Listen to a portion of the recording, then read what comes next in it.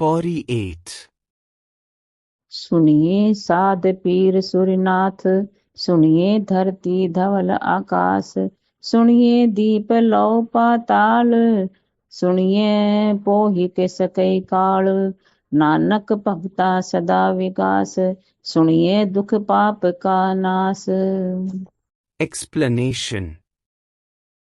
Guru Nanak in this Pauri reveals the benefit of hearing, listening and contemplating the name of Almighty. He emphasizes that getting one's mind and intellect completely merged or associated in the divine words of Almighty makes him thoughtless and he becomes one or merges with him.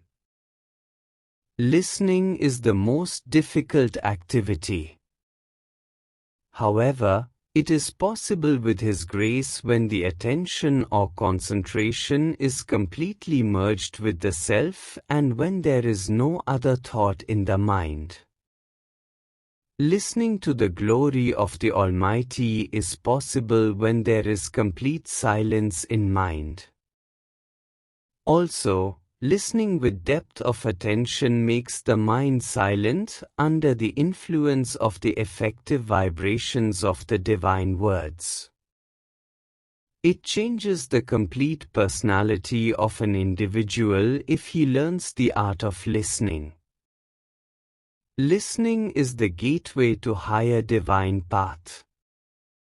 The effect of listening forces one to contemplate and finally this makes him to follow the sayings of the Almighty, and thus wisdom and intellect develops. Also, this develops the complete inner silence, which develops the intuition and life force climbs up to the 10th gate through the Sahasrara chakra and from where it enters the gateway to abode and one becomes self-realized in due course. By this process of mergence, a devotee is raised to the higher spiritual level of self-realized saints, demigods, peers, siddhas with all divine virtues to such an extent that what he thinks and utters becomes true. He develops the capabilities to know the past, future and miseries of the creatures, and means to overcome their problems. This process of deep self-realization reveals secrets of nature to him intuitively. He will know how Almighty has supported the earth and sky, and how by the mercy of God different continents, planets and life in deep earth and ocean smoothly coexist. To a God self-realized person who has been raised to such a high level, death does not scare him.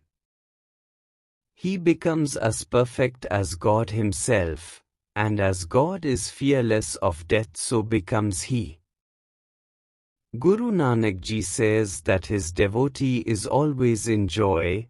Almighty keeps joy in the heart of his devotees and gradually extends the joy as his devotion towards God is manifested. This is because of the fact that by contemplation, mediation on his name, all miseries of cultivated sins in the present and past lives are burnt in the divine flame of silence and illumination. Hence there is manifestation of joy, which is inexpressible by any means.